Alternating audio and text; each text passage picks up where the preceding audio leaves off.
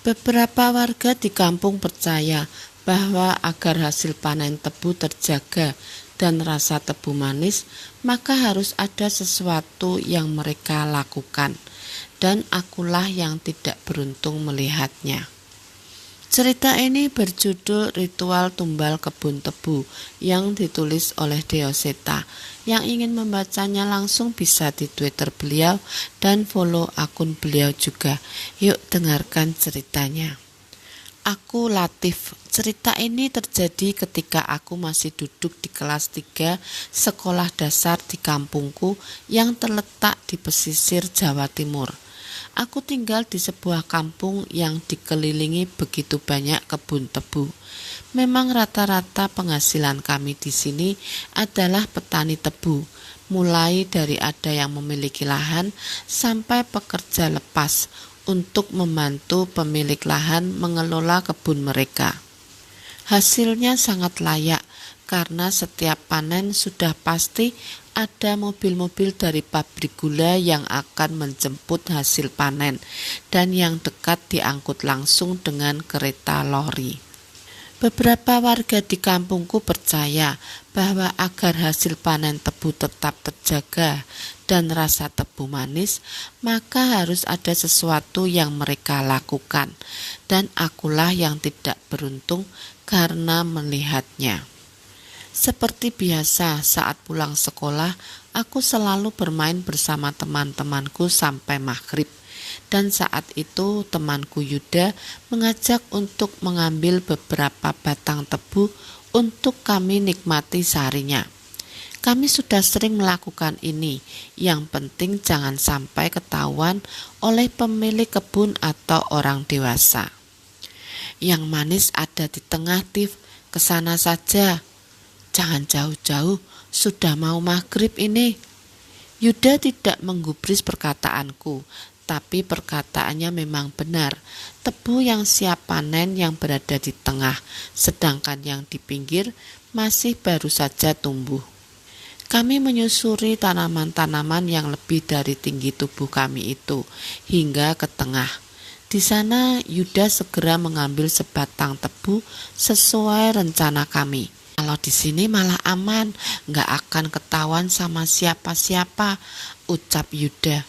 Iyo, mana manis semua lagi, ucapku sambil mencoba mengupas batang tebu yang kuambil. Begitu asik kami menikmati batang tebu, tiba-tiba aku mencium bau yang aneh.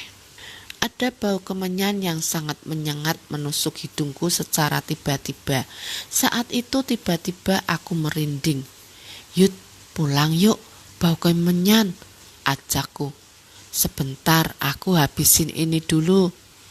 Dalam hati aku mempertanyakan, apakah Yuda mencium bau kemenyan juga? Bau ini jelas sangat menyengat, seolah ada yang membakarnya di dekat kami. Selagi Yuda menghabiskan tebunya, aku mencoba melihat-lihat di sekitar tempat kami berada.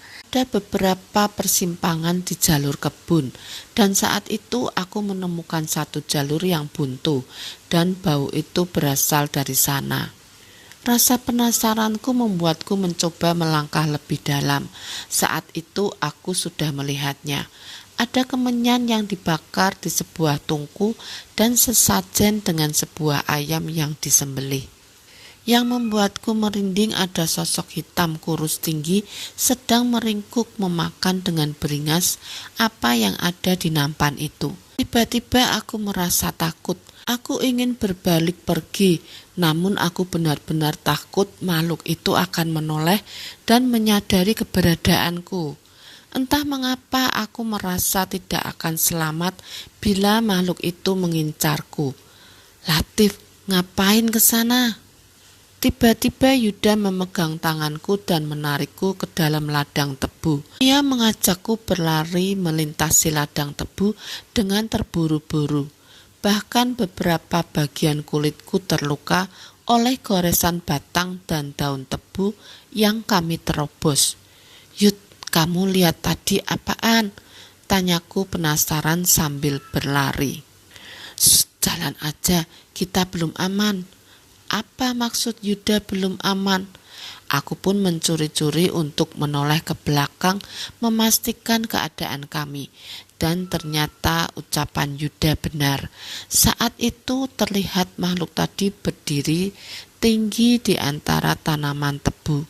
Saat itu wajah pucat dan rambutnya yang panjang menatap ke arah kami.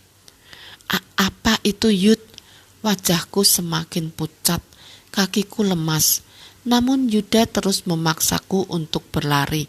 Ia tak menjawab pertanyaanku sama sekali dan tetap berlari tanpa menoleh. Srak, srak, srak. Sepanjang pelarian aku mendengar suara-suara dari sekitarku.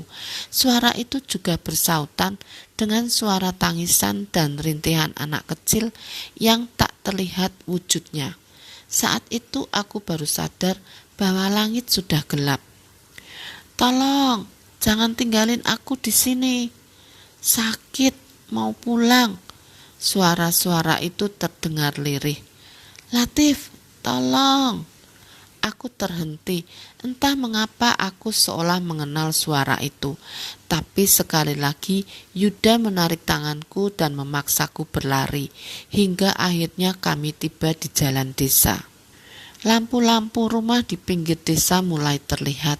Aku masih melihat ada beberapa warga desa di luar. Saat itu kami berhenti dan mulai mengatur napas. Itu pertama kalinya aku berlari tanpa henti hingga kelelahan. Saat aku menoleh ke belakang, makhluk itu masih di sana. Ia berdiri menatap kami sambil menyeringai dengan menakutkan. Aku tak mengerti maksud dari tawa itu. Namun saat itu aku mengajak Yuda untuk meneruskan jalan ke desa mengamankan diri kami. Sudah Yud, kapok aku. Sama, aku gak lagi-lagi ah. Ya wis mulai bae, ayo. Saat itu kami pun berpisah dan pulang ke rumah masing-masing. Yuda pulang ke rumahnya yang tak jauh dari rumahku. Aku tidak menceritakan kejadian tadi pada ibu, karena ia pasti akan marah bila tahu aku mencuri tebu. Mandi terus makan, perintah ibu yang menyadari kepulanganku. Nggih Bu, aku pun melepas lelahku dengan mandi dan menikmati masakan ibu dengan lahap. Berlari tanpa henti membuatku lelah hingga kelaparan.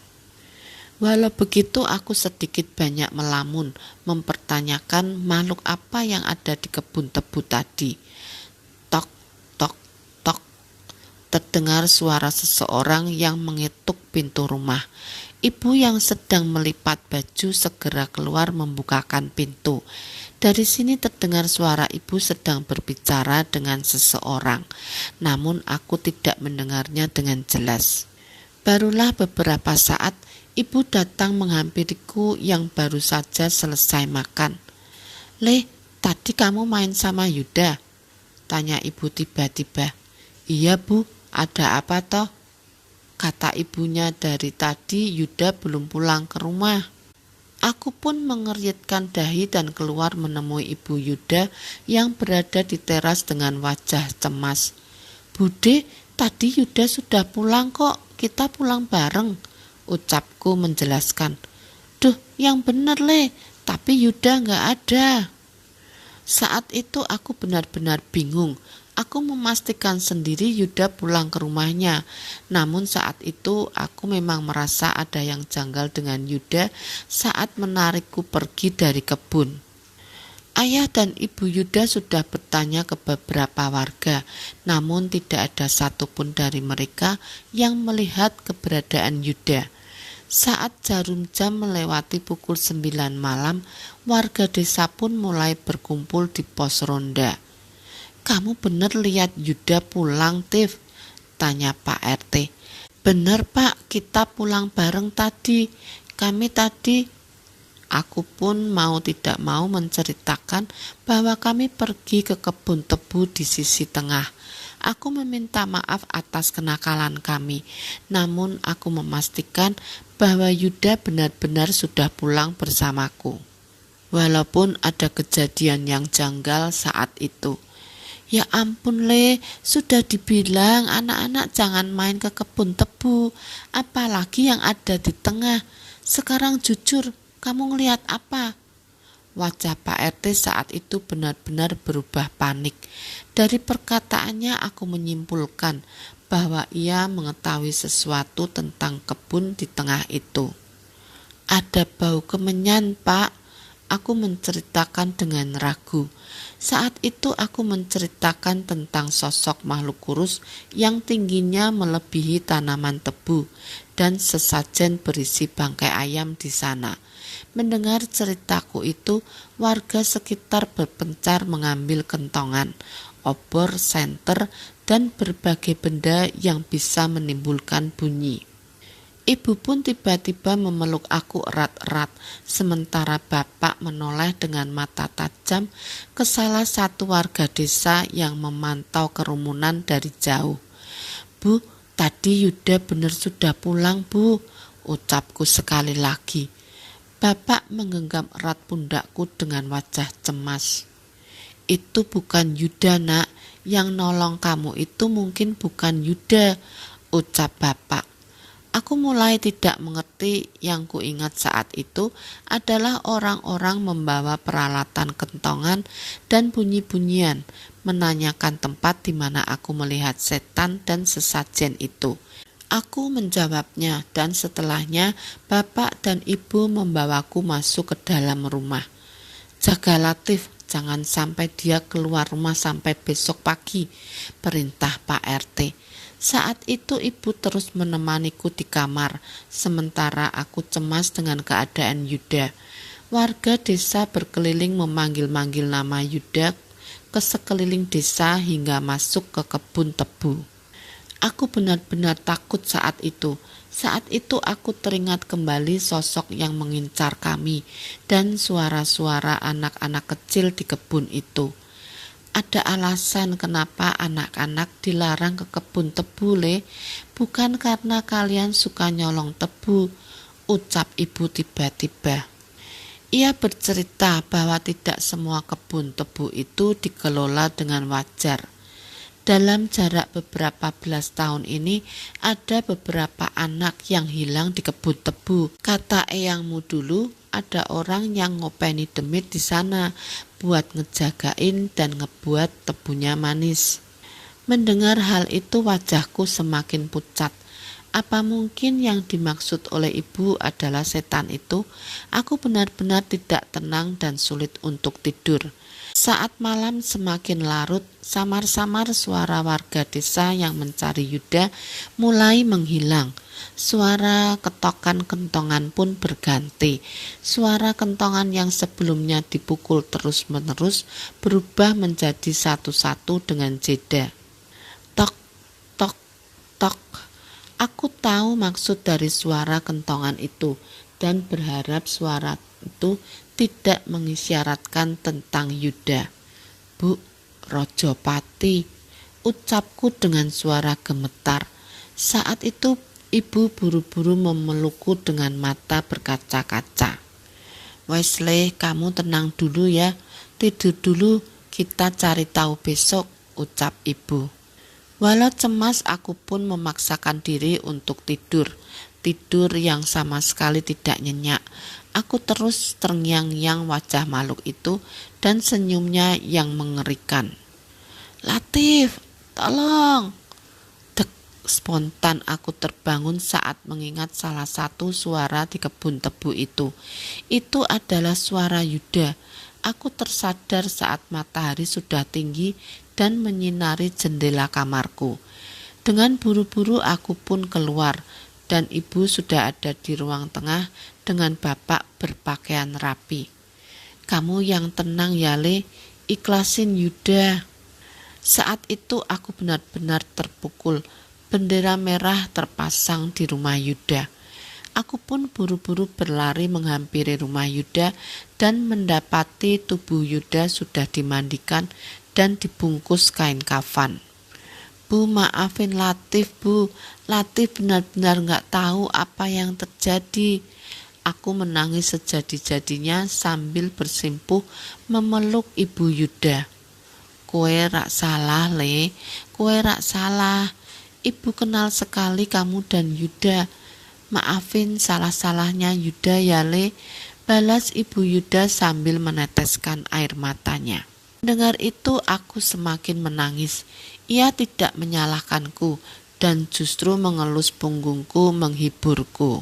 Ibu Yuda terlihat sedih, namun wajah ayah Yuda justru dipenuhi amarah. Wajahnya itu persis seperti wajah bapak saat menatap seorang warga desa yang memandangi kami kemarin dari kejauhan. Ada waktunya semua ini akan dibalas. Aku mendengar ayah Yuda menggumam saat itu. Belakangan baru ku ketahui bahwa jasad Yuda ditemukan mati dengan tidak wajar. Wajahnya rusak dan bagian tubuhnya terpisah. Ada rambut-rambut panjang yang aneh menumpuk di mayatnya. Sekian cerita ini. Terima kasih yang sudah menonton. Mohon maaf bila ada salah kata. Bagi yang belum subscribe, mohon subscribe, like, dan komen agar channel aku terus berkembang.